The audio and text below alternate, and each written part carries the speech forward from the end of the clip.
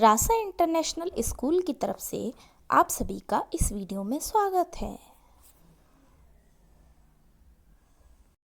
प्यारे बच्चों, आज हम कक्षा 9 विषय हिंदी स्पर्श का गद्य खंड का पाठ नंबर 1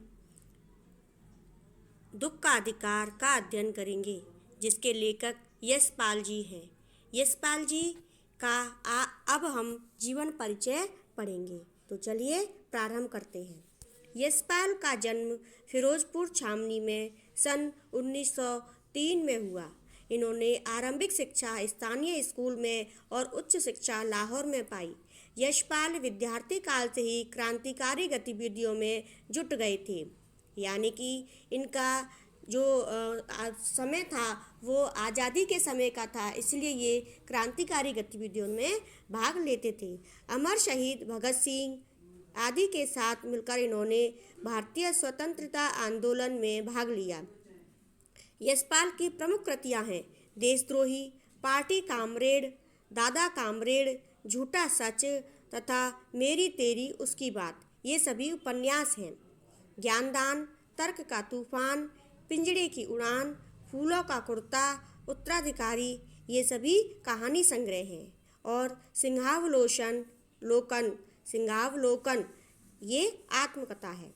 मेरी तेरी साहित्य अकादमी पुरस्कार मिला।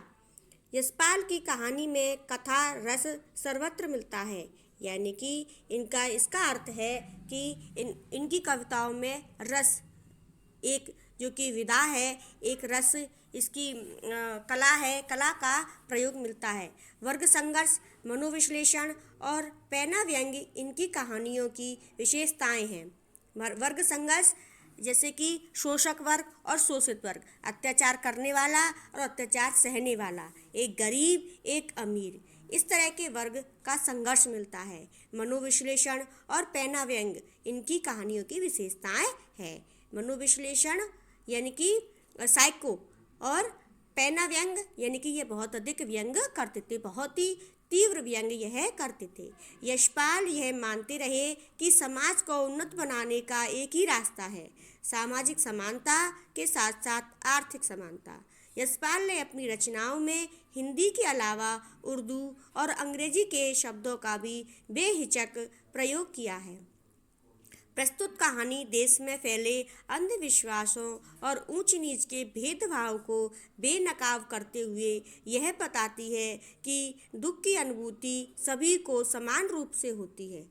कहानी धनी लोगों की अमानवीयता मानव का व्यवहार नहीं, मानव के जो गुण होते हैं, मानव के जो व्यवहार होते हैं वो उनके अंदर नहीं होते हैं, और गरीबों की मजदूरी को भी पूरी गहराई से उजागर किया है। यह सही है कि दुख सभी को तोड़ता है, दुख में मातम मनाना हर कोई चाहता है। दुख के क्षण से सामना होने पर सब अब अवश्य हो जाते हैं। अर्थात यहाँ पर बताया गया है कि सभी लोगों को दुख होता है, दुख सभी को होता है, मातम सभी मनाना चाहते हैं, लेकिन कोई जानबूझकर दुख मनाना नहीं चाहता, या फिर कुछ लोग दुख मनाना चाहते हैं लेकिन वो उसके लिए विवश होती है, वो नहीं मना पाते हैं। पर इस देश में ऐसे भी अभागे लोग हैं जिन्हें ना तो दुख मनाने का अधिकार है और ना अवकाश मनाने का। अर्थात गरीब लोग जो होते हैं उनको दुख मनाने का अधिकार नहीं होता है। क्यों? क्योंकि उन्हें अपने जीवन की पूर्ति के लिए, उन्हें अपने भोजन की पूर्ति के लिए, अपनी आवश्यकताओं की पूर्ति के लिए रोजगार पर जाना ही पड़ता है। अब हम यशपाल जी की कृति दुख का अधिकार का अध्ययन करेंगे। मनुष्यों की पोशाकें उन्हें विभिन्न श्रेणियों में बांट देती हैं। प्राय पोशाक ही समाज में मनुष्य का अधिकार और उसका दर्जा निश्चित करती हैं। वे हमारे लिए अनेक बंद दरवाजे खोल देती हैं, परंतु कभी ऐसी भी परिस्थिति आ जाती है कि हम जरा नीचे झुक जाते हैं। उस समय यह पोशाक ही बंधन और अड़चन बन जाती है। जैसे वायु की लहरें कटी हुई पतंग को सहसा भूमि पर नहीं गिर जाने देती, उसी तरह खास परिस्थितियों में हमारी पोशाक हमें झुक सकने से रोक सकती है।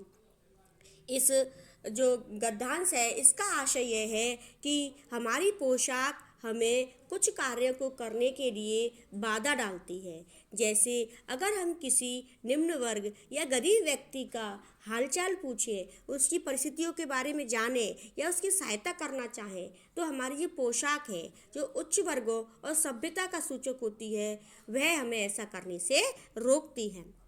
बाजार में फुटपाथ पर कुछ खरबूजे डलिए में और कुछ जमीन में बिक्री के लिए रखे जान पड़ते थे। खरबूजों के समीप एक अधेड़ उम्र की औरत बैठी रो रही थी। खरबूजे बिक्री के लिए थे, परंतु उन्हें खरीदने के लिए कोई कैसे आगे बढ़ता। खरबूजों को बेचने वाली तो कपड़े से मुंह छिपाए सिर को घुटनों पर रखे फपक फपक कर रो रही थी। अर्थात एक यहाँ पर वृद्ध महिला का वर्णन किया गया है। वृद्ध महिला यहाँ पर खरबूजे बेचने के लिए आई थी, लेकिन उसके खरबूजे कोई नहीं खरीद रहा था। क्योंकि उसके एक दिन पहले उसके पुत्र की मृत्यु हुई थी, इसलिए उसके यहाँ सूतक था और सूतक के कारण वहाँ पर कोई उसके खरबूजे नहीं खरीद रहा था और वह अपने घुटनों में मुंह को छुपाए जोर जोर से रो रही थी। इसको हम यहीं पर विराम देते हैं। इसके आगे का हम अगली वीडियो में पढ़ेंगे। धन्यवाद।